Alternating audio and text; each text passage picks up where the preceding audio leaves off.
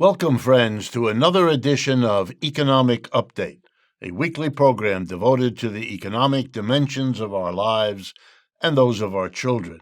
I'm your host, Richard Wolff.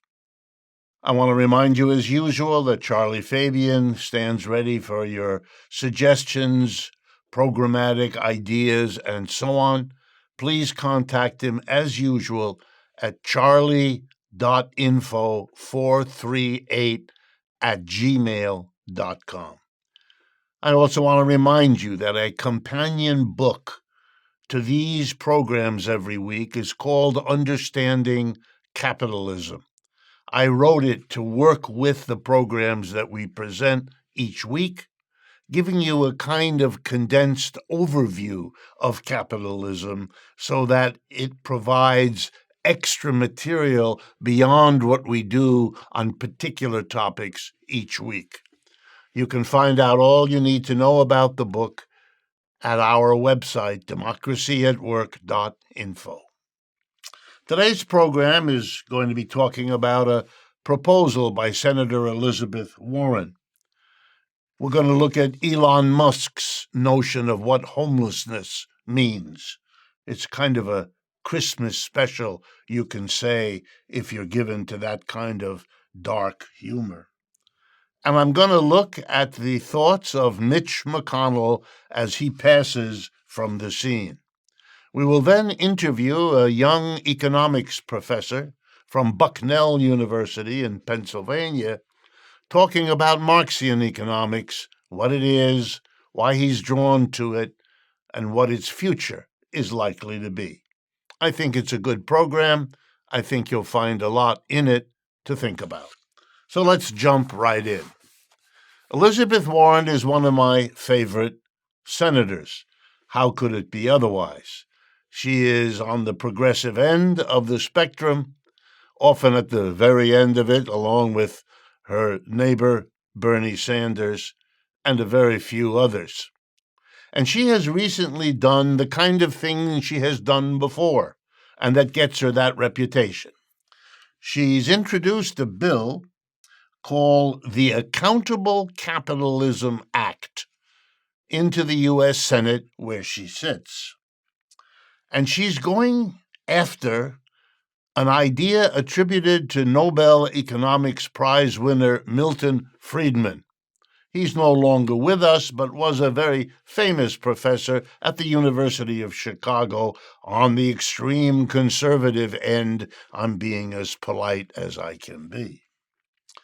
He was well known for the view that the job of the corporation is to deliver profits to the shareholders and nothing else. His idea, wonderful for shareholders, of course, was that if you do what's best for shareholders, as if by magic, as if by an invisible hand, you will be doing the best for everybody. What an idea a shareholder could love. That it wasn't the case, that the evidence against it is overwhelming, didn't make it any less appealing. And for many years, I was about to say generations, it was the received wisdom on Wall Street. Because after all, nothing is as focused on making money for shareholders as Wall Street, which is the market where shareholders get together to buy and sell and hustle one another. But let's be honest and take it a bit further. What does she mean? Well, she says workers and communities in which corporations are active are also stakeholders. This idea caught on for a number of reasons over recent years. Obviously, workers and community are affected by what corporations do. They have a stake in what they do, and therefore, why are they excluded from making the decisions that impact their lives? You elect a mayor, well, why don't you elect a corporate executive? Each of them, in their way, make decisions that affect your life. Good for Elizabeth Warren. But here's a couple of things to worry about. Germany did this long ago. Germany has a law that says just under 50% of the members of a board of directors of a large corporation have to be elected by the workers. Elizabeth Warren proposes 40% of boards. That leaves the other 60% in the hands of the shareholders, doesn't it? And they will then be able to muscle through whatever they want. So she makes the point, but kind of pulls the punch. She says 75% of shareholders must approve any political contributions. Yeah, but we already know that 10% of the richest Americans own 80% of the shares. So it'll be the 10% who make the decisions about the political. You see the picture? Capitalism works in a particular way. You can bite around the edges, you can reform it here or there, but unless you deal with the basics, you're not going to change it very much. She means well. She's taking steps in the right direction, but they're baby steps, and we do need the giant steps. We've waited long enough. I want to turn next to Elon Musk. I'm going to read you this because you couldn't make this up. Elon Musk was asked what he thinks about homelessness. The person who asked was Tucker Carlson, the TV personality. And here's what Elon Musk says, quote, "The word homelessness is a lie, a propaganda word, Musk's language. Homelessness," he writes, "is a misnomer. It implies that someone gets a little bit behind on their mortgage, and if you just give them a job, they'd be back on their feet. What you actually have," says Elon Musk, and listen to these words, and you will get an insight into that man you may not want. "What you actually have when you have homelessness," says Musk, "are violent drug zombies with dead eyes and needles and human feces on the street. The more money spent combating homelessness," he says, "the worse it gets." He doesn't want you to do anything about homelessness because of those zombie eyes. Try to understand the kind of personality this reflects and what becoming a billionaire has done, unless, of course, he was that way before, too. Mitch McConnell used to be the head of the Republican Party in the Senate, is not that anymore, but he's still around giving his wisdom, such as it is. And he has said that he will oppose incoming President Trump because, he said, Trump is an isolationist. America First is the slogan, he points out, that was officially the slogan of people who called themselves isolationists back in the 1920s and 30s. He's quite right about that. But in those days, the United States wasn't yet embroiled around the world. We didn't have 700 military bases in every corner of this planet. We didn't buy crucial inputs to our economic system from every corner of the globe. We didn't depend on selling the output of American offices and factories around the world. We weren't dependent on a larger world. So the idea that we could go it alone, already a stretch back then, was at least in the world of possibility. Then after World War II, we really went bananas on globalization. We even called those years, the 60s, the 70s, the 80s, and the years of globalization, or sometimes known as neoliberal globalization. American corporations shut factories across America and moved them where they'd be more profitable. Capitalism's profit motive drove the movement of business out of the United States and everywhere else. Above all, and here the ironies must amuse you, to China. Now what? Our greatest competitor. Yeah, we can't do isolation anymore. It's too late. We are dependent on a world we cannot become isolated from. 2 weeks ago, the Chinese stopped allowing the export of gallium and germanium, two products without which you can't make missiles. The United States military depends on missiles.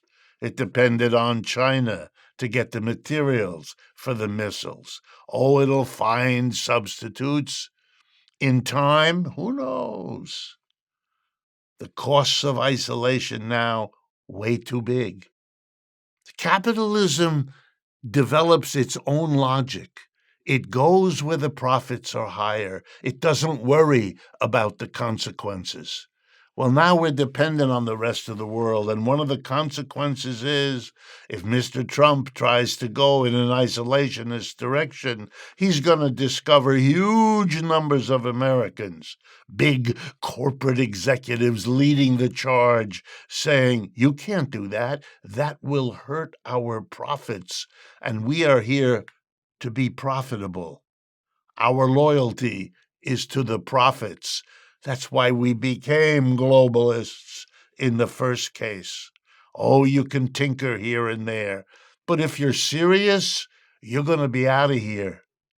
You're going to look at the world the way other politicians have who haven't understood that they are servants of capitalism, not its masters. Mitch McConnell can't quite bring himself to say that. He knows one always has to speak well of capitalism if one wants to be a senator.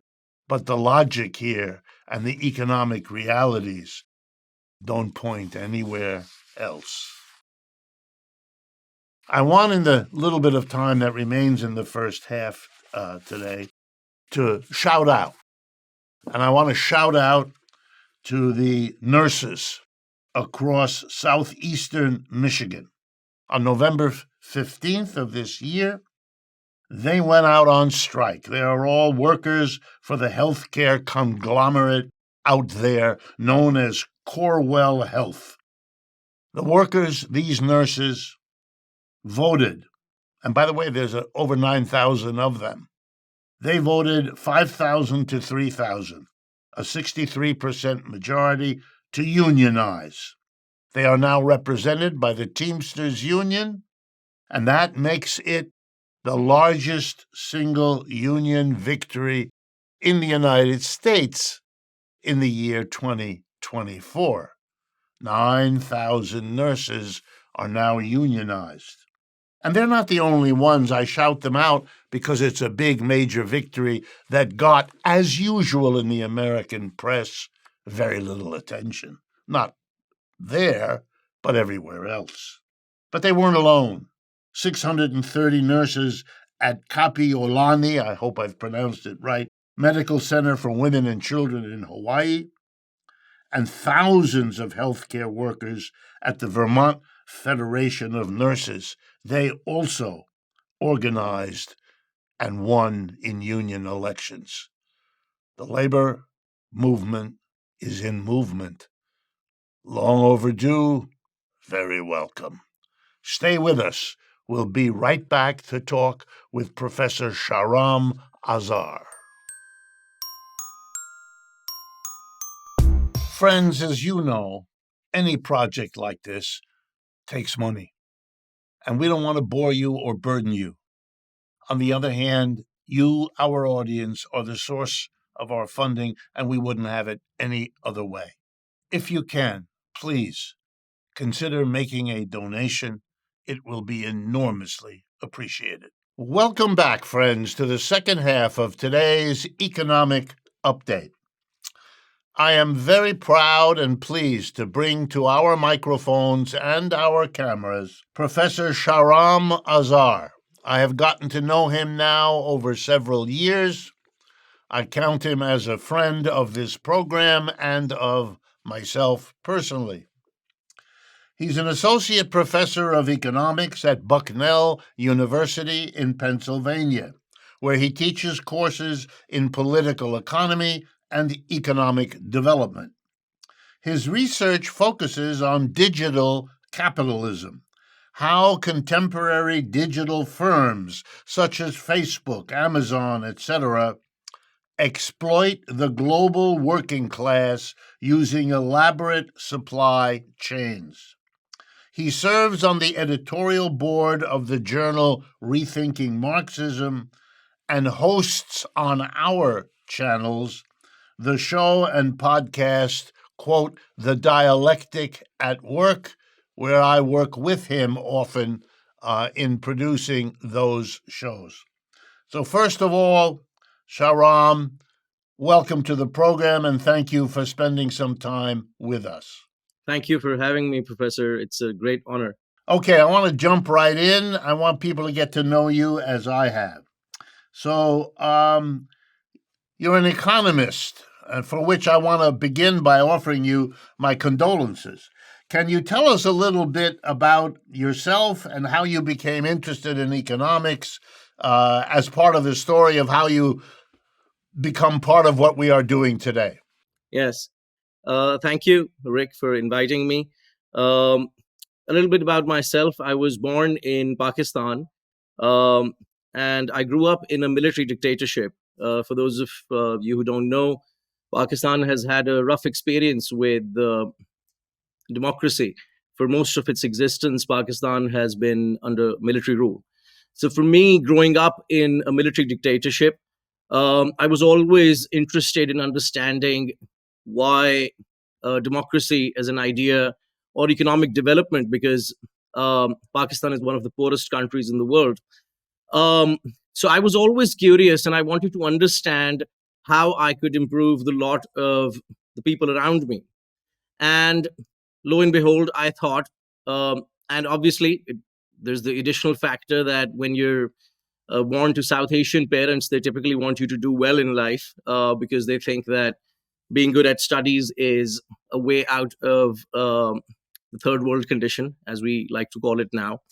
Um, so I decided that economics would provide me with an opportunity to do both things at once, understand the world, do something for my people. So that's how I ended up understanding or leaning towards economics. But when I pursued the discipline at the undergraduate level in one of the premier universities in Pakistan, it's called LUMS, it's the equivalent of Harvard in Pakistan, which doesn't say much, by the way. But when I went there, I discovered that the textbooks that we were um, studying were pretty much the same textbooks as the ones being studied in the US, for example, which is to say, which I realized much later had no connection with the US society and economy either, but it certainly had absolutely no connection with the world in which I was growing up. So the military dictatorship, on the one hand, no freedom of speech, etc., etc. So we ended up studying, me and a bunch of friends, we began to explore what we considered radical thought because we encountered this gentleman called Karl Marx in one of our philosophy courses, believe it or not. And that's, by the way, how I came across this idea of the dialectic, which today is a podcast that we do on this particular channel. So that's kind of how I began to understand the world. And I realized that, well, there's the possibility that there could be competing or conflicting ideas. And lo and behold, once I began to study Marx as a philosopher, thereby began this journey where I began to see that, well, okay, he's said some interesting things about economics as well.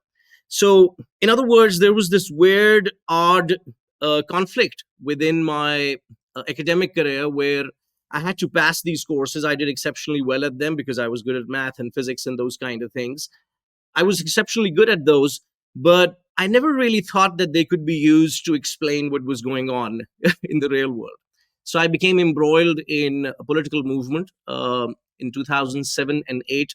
Um, Pakistan had a massive anti-military dictatorship movement. For those of you who don't know, this was the time when Pervez Musharraf was the military dictator in Pakistan, who was an ally of President George Bush, etc., etc.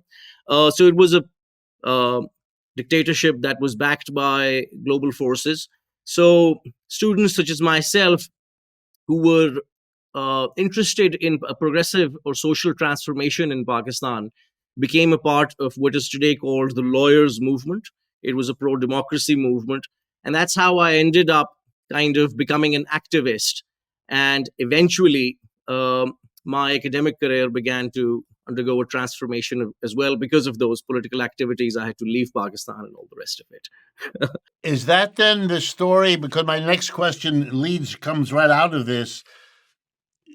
What took you to Marxism in particular? In other words, what was it about the Marxian approach to economic and social analysis that drew you?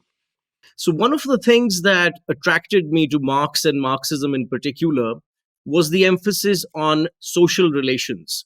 Because intuitively, it was pretty obvious to me that I was born in a family, in a community, in neighborhoods. You go and you interact with people. And much of what we call society is basically social relationships. So I saw in Marx this extremely critical and sensitive individual for whom no aspect of human society and human life was alien. I read this extremely beautiful quote by him once, that nothing that is human is alien to me. Whereas in the economics that I was studying in uh, first at Lums and then at Warwick, which is in the United Kingdom, a very neoclassical graduate school, was all about markets. It was always about how efficient the system is. Whereas Marx was always about, well, there's volatility in capitalism. It goes up and down. It's an odd system. It behaves in odd ways. There's contradictions everywhere.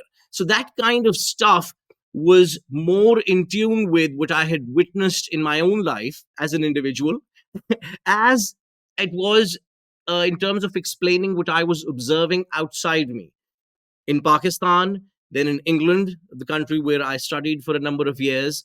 And then I encountered some problems with Marx as well, because the Marxism that was dominant in South Asia, which is the Marxian tradition that I was most familiar with at the time, was inspired by what I today call Orthodox or Soviet Marxism, which has a number of positives to it, but for the lack of a better word, it suffered from economic essentialism of one or another kind, which I found extremely weird. It also had other kinds of problems that I was struggling with, reductionism, on class analysis, and those kinds of things, which is when I finally encountered the work of Professor Steve Resnick and yourself, um, which is what took me to UMass Amherst. I went to UMass Amherst because I thought that, well, this is the kind of economics that I want to do.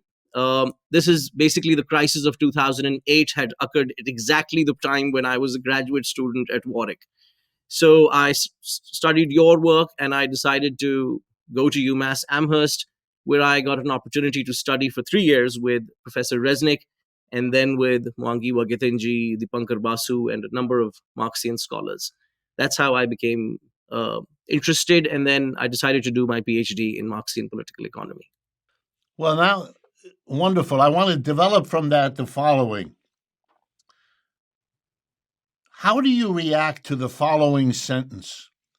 That somehow in the West, Europe, North America, Japan, Australia, broadly defined, Marxism is dealt with as a relic of the past with little or no relevance today, whereas from the global South, where the vast majority of people on this planet live, it seems to be alive, multiple traditions within it, thriving. Tell us a little bit how how that works. Why is it like that? Well, firstly, Rick, it's pretty obvious that it's extremely difficult, if not impossible, to convince anyone in India, Bangladesh, Pakistan, Brazil, or Mexico, or Argentina, or Uganda that we live in an amazing economic system, right? Let me remind you that the country where I grew up has a per capita of $1,500 per year. Per year. So, as you can see, it's extremely difficult to convince a group of people who live below the poverty line, 30 to 40% of whom live below the poverty line, that you live in an amazing economic system. So that's the first reason, of course. The second is that as capitalist production has moved to the east in the what we call the neoliberal period, or the last 4 decades, um, the tendencies that Marx describes in volume 1 of Capital, in particular, the class exploitation and the dreaded factory lines, and women in women and children being exploited, all of those tendencies described at length in volume 1, in the factory reports in particular, are there on the streets of Dhaka and Rawalpindi and Karachi and Lahore and Mumbai. So, in other words, Marxism is not a theoretical idea in that sense to with which reality must accord. Uh, it's right there in front of you. It's screaming in your face. So, for example, textiles, which is the number one sector in Pakistan, where I grew up, as well as in Bangladesh, 60% of the exports of these countries are accounted for by the textile sector. If you look at the conditions in which this shirt, I bought this from Walmart, perhaps, the conditions in which this shirt that was made in Bangladesh or Pakistan is produced, it would put your ethical essence, your reality, the person inside you, it would scream at you. It would literally, I mean, if you begin to think about the Rana Dhaka, the Rana Plaza event from 2012, where 1,100 women lost their lives stitching these shirts for Walmart and H&M and JCPenney, receiving 1 cent for a shirt that's going to be sold at JCPenney for $25, or any other corporation. I don't want to name anyone in particular. So, in other words, as Lukács, this great philosopher thinker, had pointed out, it's not an option, it's a life and death issue. So, in the pursuit of some catharsis to this miserable life, the wretched of the earth, as Fanon had called them, search for alternatives. Some end up finding a solution, as people everywhere do, in the extreme right, for example, which also provides a radical structural break of one kind. But other people try to find a solution in the following fact, that the misery of people in Pakistan is intricately tied with the workers of Sweden, the workers of the US, the workers of Bangladesh, because this is, guess what? It's a world economic system. While politics takes place in one country, the economy is global. Microsoft may be based in the US, but its economy goes way beyond the territorial boundaries of the United States. So, this idea that we live in a world system and are impacted by whatever happens in the world economy is immediately visible to anyone who grows up in the third world. We're impacted. One of the conversations that's perpetually held in any third world country is, what is the US dollar looking like these days? In other words, even the international currency has an impact on our lives, the price that we're going to pay on the gasoline pump, and every single thing is impacted by the world economy. So that's why people have to resist. Shahram, you are an eloquent spokesperson for what you're trying to get across. I wish we had more time, but let me use the seconds I have to invite folks who are interested, who respond to what you say, to follow you in 2 ways. Number one, you're a member of the editorial board of Rethinking Marxism. That's a journal that's trying to develop Marxism in just the ways you are suggesting. And secondly, you do a program that I sometimes have the pleasure to participate in called the Dialectic at Work. You can find that at the democracyatwork.info website, and through that, YouTube and everywhere else where you can pursue it. But that's a way to see the kind of work that Shahram Azhar represents. So for everyone, let me urge you to pursue that. You will be rewarded by what you find there.